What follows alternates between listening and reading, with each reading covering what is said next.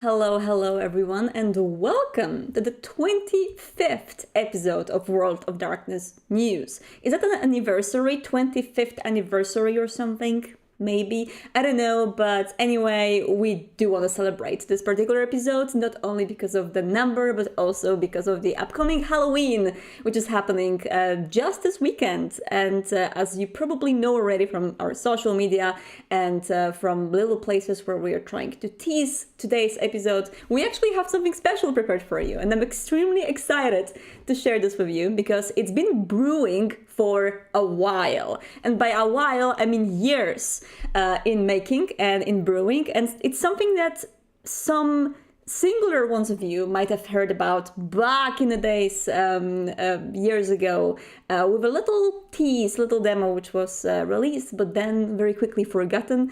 There's something that we want to give out to the community today, something special which we created with amazing people. One of these people that might be also knowledgeable to you is going to be a guest on today's episode. I've actually recorded the interview with him previously, so I'm going to show it to you guys during this episode. But yeah, from what you may know so far, it's free, it's game, and it's previously unannounced. So it's something brand new and something that we are giving away today. But what it is exactly, let's see a little teaser, shall we? Hi, this is Outstar, and I'm about to talk with ghosts. Hey Google. Hey Google. Talk to the Orpheus Device. Sure, here's the Orpheus Device. The Orpheus Device. That is something that we are giving away for free today to everyone. How to play it and what exactly it is, I'm going to reveal during this episode. There are multiple ways of interacting with the Orpheus Device, talking to it and hearing the answers. What's important is it was written by Richard Dansky, who is the original Wraith the Oblivion creator and the developer for it, who also joined us for the interview. And that interview with a little bit of a tidbits of the game, which I'm going to show you in practice later on and tell you more about how to play it right after the interview. But as for now, welcome, Richard Dansky. Today, Richard Dansky will join me to talk about the writing for the Orpheus Device. I've just connected with him here in the background, and you should be able to hear him right now. Hello, Richard. Hello. It's super nice to hear you. I'm a huge fan for years. And speaking of that, your work is very well known to people who have been following World of Darkness for years. But for the sake of newcomers who have joined us because of Vampire the Masquerade and Werewolf the Apocalypse, could you tell us very quickly, introduce yourself to our new audience? Sure. My name is Richard Dansky. I was the line developer for Wraith the Oblivion at White Wolf back in the 90s, and I also worked on Mind's Eye Theater, Werewolf the Wild West, Kindred of the East, and Vampire the Dark Ages. As a developer of Wraith the Oblivion, which is getting not only known to our older fans because of Wraith the Oblivion, that's TRPG, but also because Afterlife game, which was announced just recently, it is kind of hard to sum up Wraith the Oblivion in just a few words. But for people who only know Vampire the Masquerade and Werewolf the Apocalypse, could you try to do a little elevator pitch? Sure. The idea of Wraith is that you're dead, you're a ghost, but now you've got a second chance to straighten out the things that you left undone in life. And the Orpheus Device connects to that in what way? It connects to it in that it is the story of a family with a lot of unfinished business, and you're there to puzzle out what went wrong and hopefully help them resolve their fetters and passions and move on to a better place. Interesting. And how did the idea for the Orpheus Device start originally? Came from discussion with Jonathan Myers and Dave Grossman.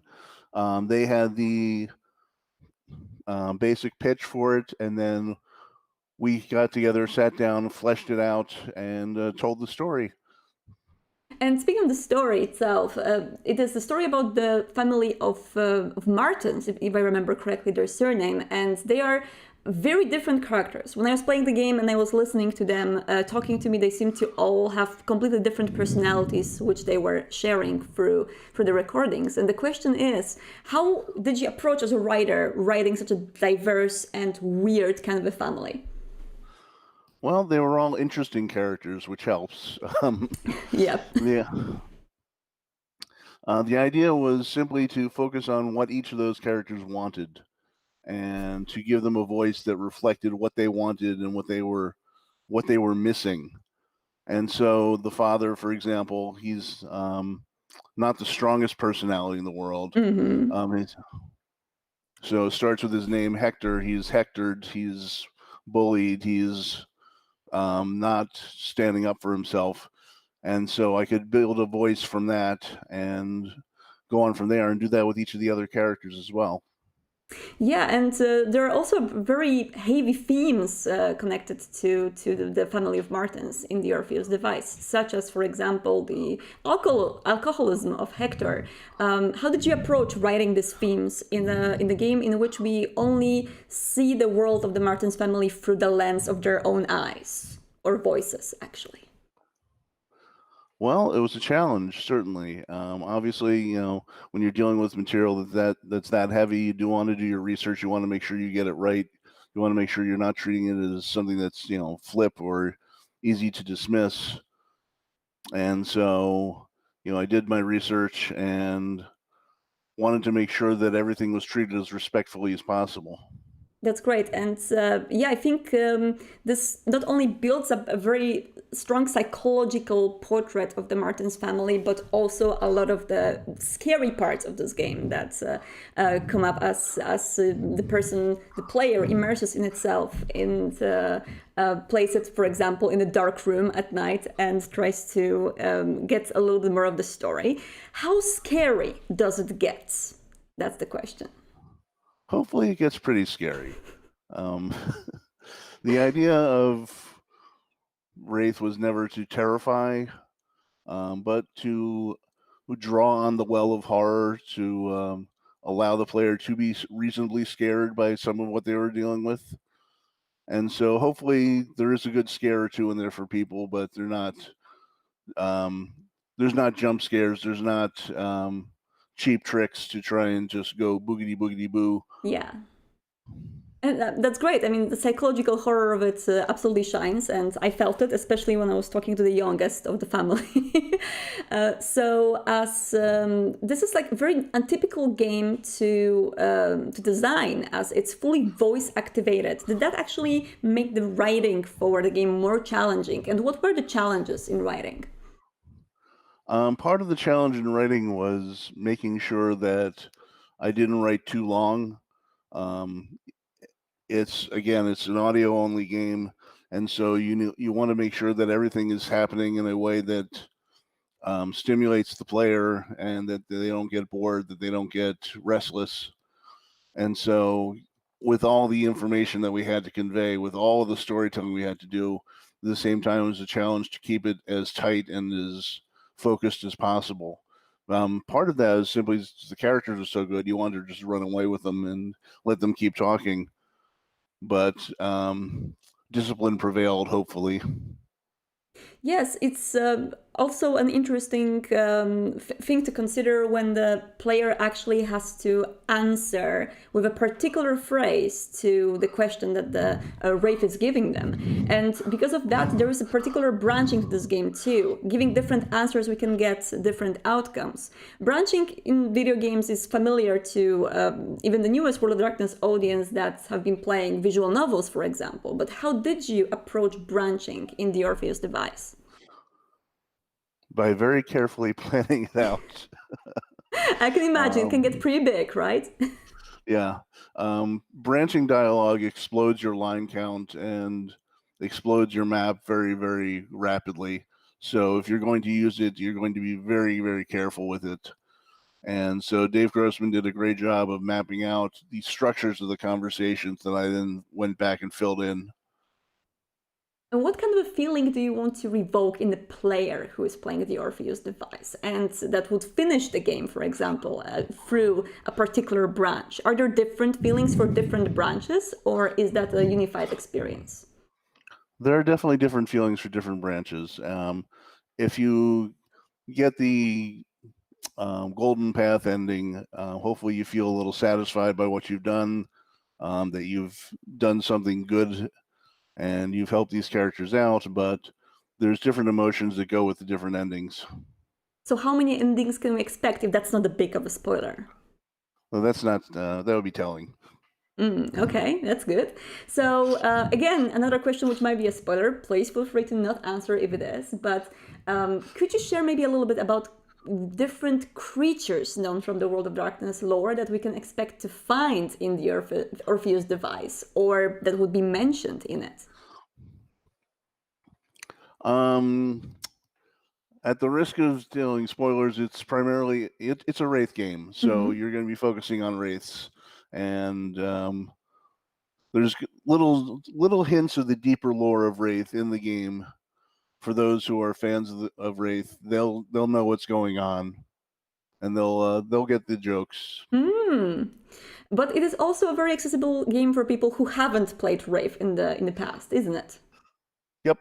It's what a guy named Andy Walsh, great game writer, calls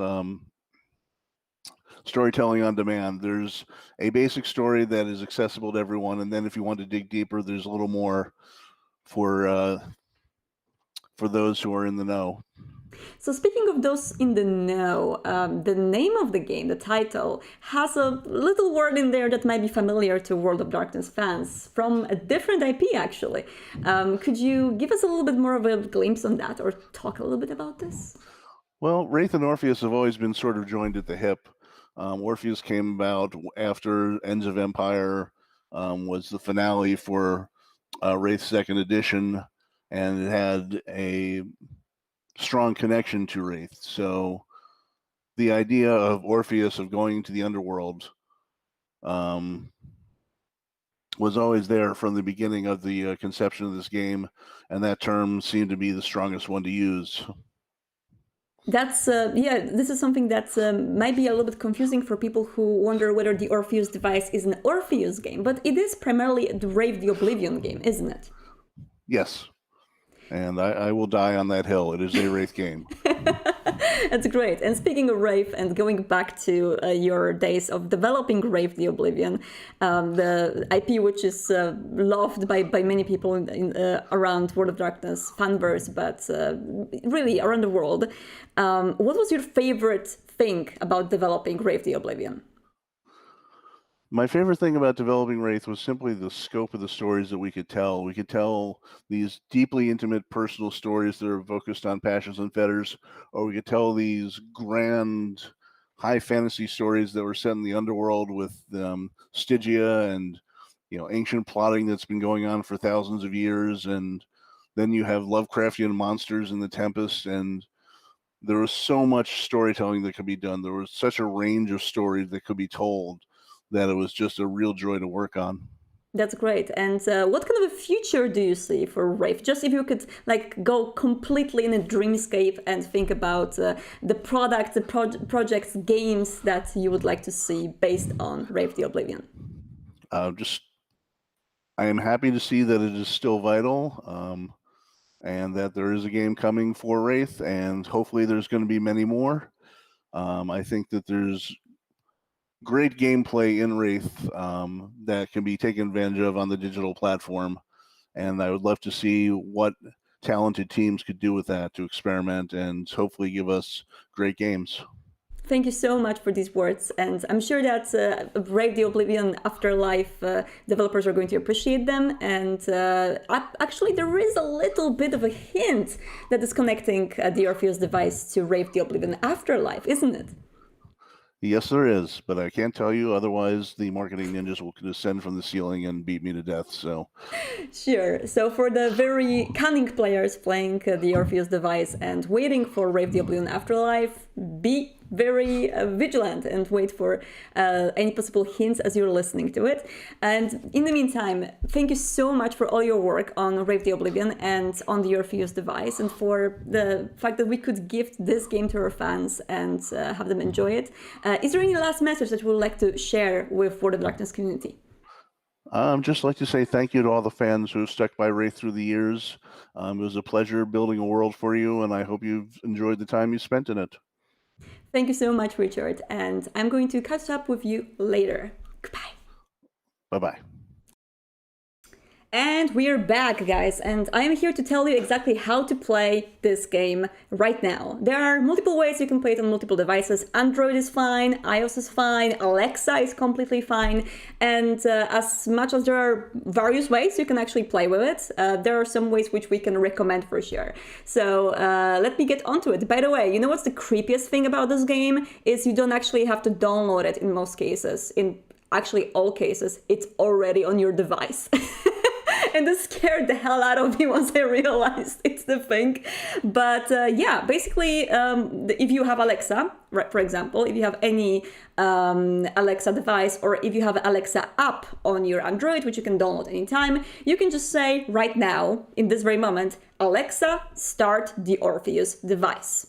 And the game will start. You can actually play it through Alexa this way, straight away, and through Android app as well. Actually, for Android, this is the recommended way of playing it, as I personally played it through Google Assistant. So what I did is I said, hey Google, cannot actually say it right now because my phone is going to react. But after saying the Google greeting, I said, talk to the Orpheus Device. And if you have any Android phone with Google Assistant, if you have Google Assistant set up, once you say that, you are going to be in the game already. The thing is, because of the Google privacy policy on the Android devices only, the game won't save your progress. So you have to have it open on your tabs in your phone if you want to just go back to it later on, just have a break or something. Alexa will save your progress, and AirPlay app on iOS is going to also save your progress. So for iOS devices, we recommend to download AirPlay application, in which you're going to find it in Stories. The Orpheus device is there. For Alexa owners, just say start the Orpheus device. For Android users, we recommend downloading Alexa app, but you can also just talk to your Google and tell it to talk to the Orpheus device. I'm going to share all of these instructions on social media and Discord as well, so if you have any confusion, then I'll let you know. For me, it's, I think it's, hey, did they say hey Google or okay Google? Maybe I said okay Google. Maybe I made it differently. I don't know. But basically, yes, set up your Google Assistant however you want and tell it to talk to the Orpheus device. It's going to open automatically. Fun stuff about this game. I'm actually going to show you how it works in practice. I have it recorded. So I have some tidbits from the game without big spoilers that I have ready for you guys. But the developers of this game, Dave Grossman and Richard Dansky, who was the guest in our interview. Dave Grossman was actually called by IGN. He was on the list of 100 top game creators of all time. He worked on The Secret of Monkey Island, on The Day of the Tentacle, which I love personally, Back to the Future, Fables, Sam & Max, The Walking Dead, Mickey Mouse, Winnie the Pooh, Bone, Homester Runner, SpongeBob SquarePants, Monkey Island, Futurama, Jack Ryan, Mr. Robot. He worked on so many awesome things, and he actually worked 9 years in Telltale and helped creating a lot of the branched story games in Telltale, which among them Walking Dead as well. So he has a lot of experience in that. And Richard Dansky, you of course may know him as the developer of Wraith the Oblivion, but he also worked for Red Storm and Ubisoft for 21 years, working on both Division games, The Crew 2, Splinter Cells, Blacklist, Conviction, Double Agent, and many others. So we have really good writers that work on this game, and they actually did a really, really great job with capturing the atmosphere of what's going on in the Martins family. The thing is, there's actually going to be a little bit of a tidbit from Wraith the Oblivion Afterlife. So if you're waiting for that game, if you know more or less what the story is about, you might actually find some little crossovers in here. But before I'm going to give you like a final list how to play and where to play, I'm going to show you how the game looks like, because I'm sure that you are very curious about what the hell is this. And this is a voice activated game. It's a pretty new thing. And I'm super excited to show you the little tidbit. So let's go. Greetings, Operative Dakota. It is a pleasure to be working with you again. We will be returning to case Zeta 02, the Martin residence. This is considered a low-priority operation, yet you have spent a great deal of time here. For my records, is your access today authorized or personal? Personal.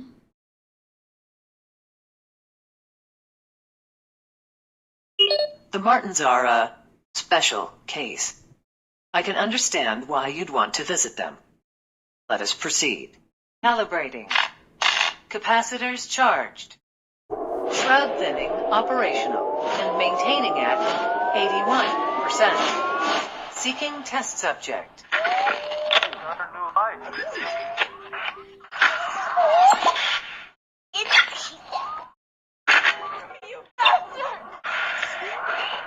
Entity located.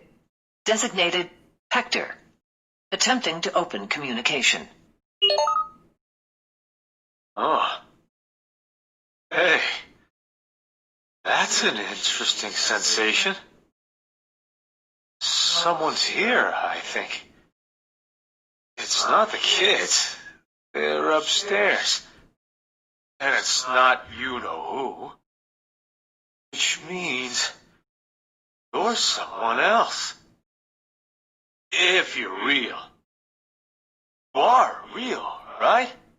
Yes or no? Yes. Well, nice to know I'm not hallucinating. This time, anyway. Telling you, there's gotta be a bottle around here somewhere. God knows there were enough tucked around the place when I was alive. What a drunkie. Way I could cope, you know? Hey, you know what? I think maybe I kept one in the bathroom. Yeah. At least in the damn house, I could get any damn privacy. Establishing contact. Who's there? I can't see you, but that doesn't mean I don't know you're here. Don't try to play games with me. You're not the first one to come snooping around my house. Wait a minute. Is that you, Coda? Answer me. Yes or no? No. You can't be too careful when it comes to letting strangers in. We had a robbery, you know, right before... Anyway, which one do you know? Hector? Gabriel? Lily? Hector. Of course you know Hector. Hector meets such charming people. How do you know him, if I may ask? I know you're not a real friend, but that leaves all sorts of other options. So what are you? A drinking buddy? A workmate? Or a creditor? A drinking buddy. Of course. The only sorts of friends Hector had. So what did you two do while you were getting sloppy? Talk sports? Play chess? Or just sit there? Sit there. That sounds about right. I can see the two of you just sitting there. Whatever you look like. I suppose you could stick around if you'd like. For a little while. Anyway. Don't touch anything, and whatever you do, be careful around Rosie. She likes to... Rosie! Have you closed the bedroom door again? How many times have I told you not to do that? You open that door right now! Yes, Mommy. New presence detected. Tagging new presence as Rosie. You'll have to excuse me. I need to go have a little chat with my youngest. The entity is no longer responding. Connection dropped. Scanning for entities. Entities currently detected. Hector. Iris. Rosie. Which entity would you like to contact? Rosie. Initiating contact. I advise caution in talking to it. Mommy says I shouldn't play with strangers. But you seem nice. I'm playing with my dolls. Let's play with my dolls. Now this one is Mommy, and this one is Daddy. Though it's kind of broken. Which one should we play with? Daddy. Okay, Daddy's in the living room.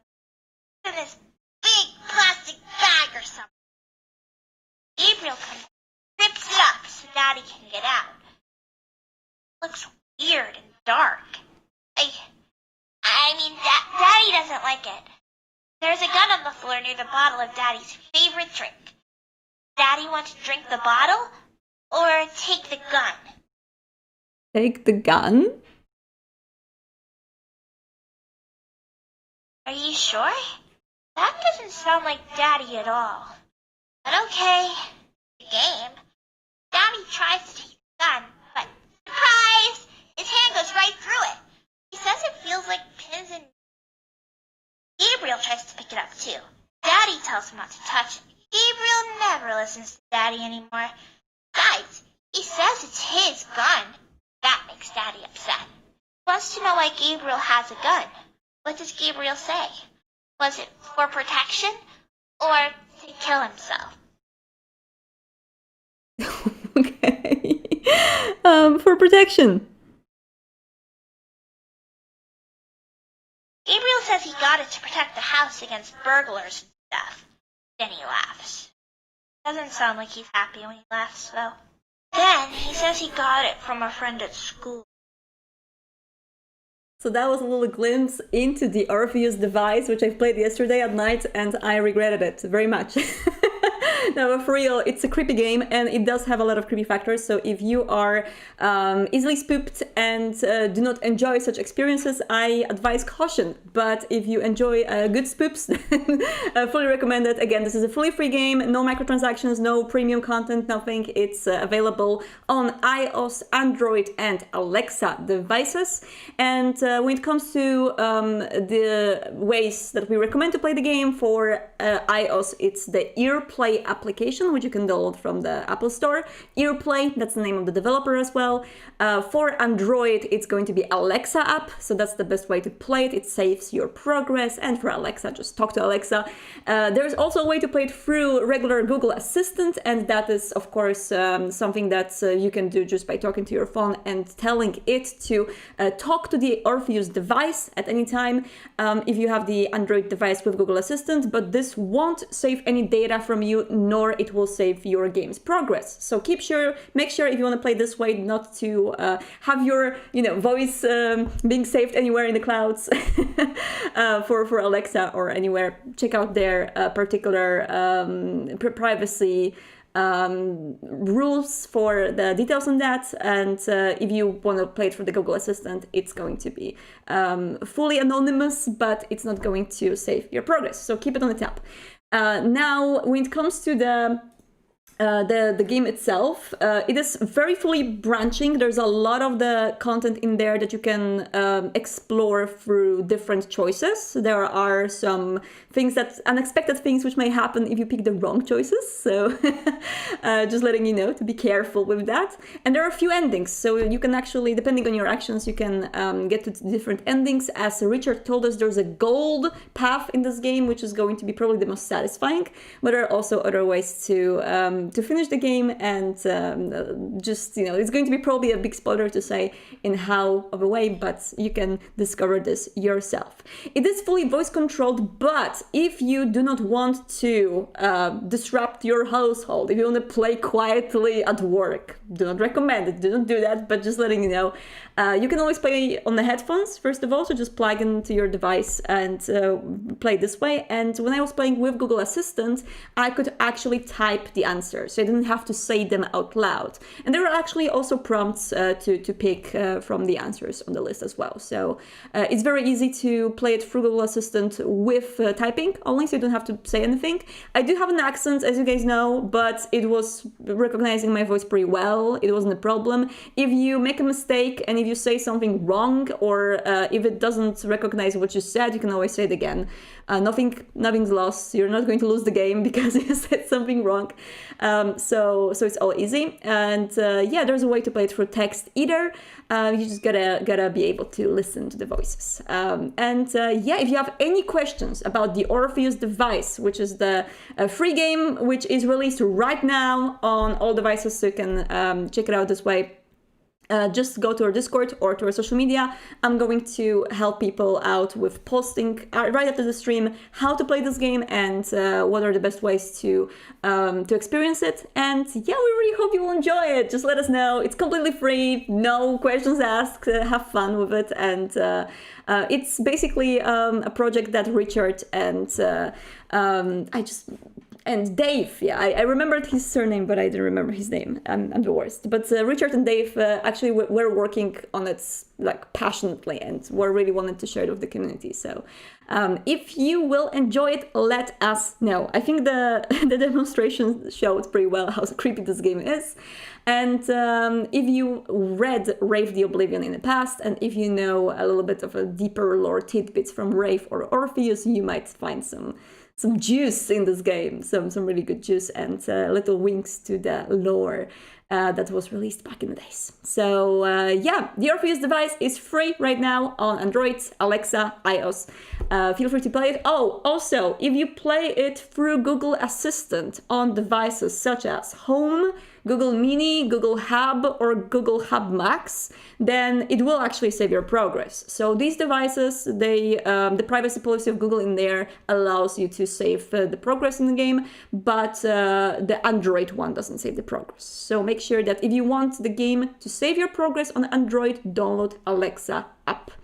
And yeah, that's it for today. I hope it's a cool gift for the community. I hope you guys will enjoy it. Please let me know how you enjoyed this game. And I have some weird glitches in the background, which might suggest some ghost activity in my room right now. So I need to check this out. Do I have my phone somewhere nearby? No, I gotta find my Orpheus Device and talk to them immediately. Thank you so much. And yeah, see you later.